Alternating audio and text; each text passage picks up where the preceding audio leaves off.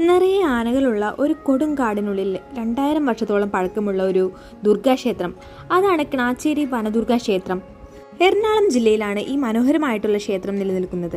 അതിമനോഹരമായിട്ടുള്ള മലനിരകൾക്കും കാടിനും നടുവിൽ ഒരു കൊച്ചു ക്ഷേത്രം.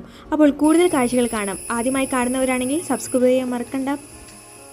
നമ്മൾ കുട്ടമ്പുഴയിൽ നിന്ന് മാമലക്കണ്ണ റൂട്ടിലേക്ക് പോയിക്കൊണ്ടിരിക്കുമ്പോൾ ഫസ്റ്റ് വരുന്ന ഡെസ്റ്റിനേഷൻ എന്ന് പറയാൻ പറ്റുന്നത് ഈ ക്നാച്ചേരി വനദുർഗാ ക്ഷേത്രം.